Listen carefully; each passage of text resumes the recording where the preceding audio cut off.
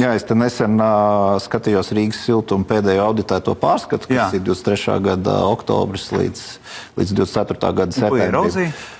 Es ieraudzīju to, ka patiesībā, ja nebūtu šis meitas uzņēmums Šķeldas šī katlamāja, tad Rīgas siltums strādātu ar pāris miljonu zaudējumiem. Tas nozīmē, ka ir vajadzīga šī katlamāja?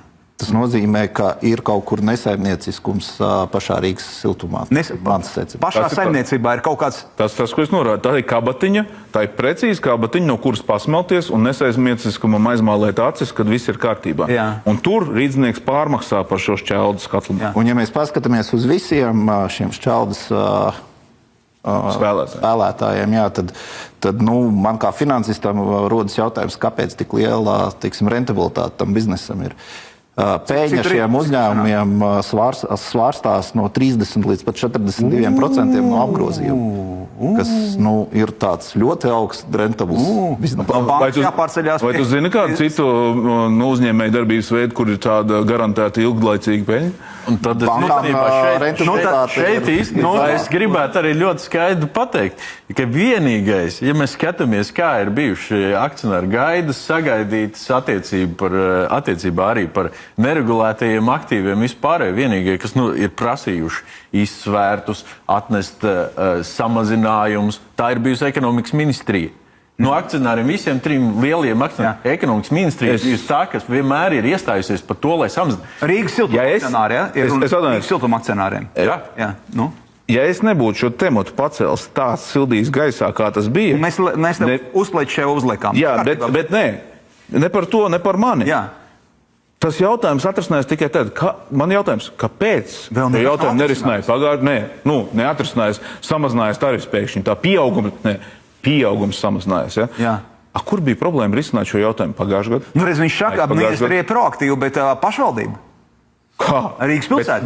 Bet ekonomikas ministrija ir 49% turētais. Ekonomikas ministrija vienlaicīgi arī Latvenergo īpašnieks, kurš arī ir maziņš akcionārs Rīgas. Skaties, ekonomikas ministrijas akcionārs piedāvāja atlaist padomes locekļus. Jā. Kāpēc jūs divus tikai? Kāpēc ne visi padomu? Un te ir pats interesantākais. Kāpēc ne visi padomu? Un ir pats interesantākais. Ir mazi meli, lieli meli, statistika un tarifi. Ja? Kāpēc? Tāpēc, kad atbilstoši komerces likumam tajā brīdī, ja tu pieņemtu lēmumu par atbrīvošanu, kur mūsu piedāvājumā bija 2, atbrīvot tiktu visi un jāpārapstiprina būtu jauni. Ja būtu situācija, kurā šobrīd publiski saka, mēs gribējām visu un mums tur kaut ko neļāva, nekā nebija. Viņiem vienkārši vajadzēja atbalstīt ekonomikas ministrijas... Rīgas pilsētai, kā akcionāri. Ekonomikas ministrijas piedāvājumu. Un viss būs. Tas nozīmē, ka politiķi Bet pagaidiet, tomēr nosaka šo kārtību dīvainu. Un lūk, mēs iezīmējam vienu fundamentālu problēmu, kad uzņēmums nespēja pastāvēt normāls uzņēmums, kuram ir viens akcionārs 49%, otrs 49%. Nav noteicošā saimnieka. Tā jau ir tā lielākā problēma ilgstoši šeit. Ir visu laiku rīvēšanās un nespēja. Un 2% akcionārs ir spējīgs pieslieties, tā kā vajag tas privātais, uz to pusi vai uz to pusi. Tajā brīdī, kad to sistēmu izveidoja, es godīgi saku, es nezinu, es skolā gāju vēl tajā vecumā. Jo, būsim godīgi, tā sistēma tika savulaik, starp citu, bija pavisam vienkārši. Savulaik Rīgas siltums bija integrēts Latvenergo. Jā, tas bija Latvenergo daļa.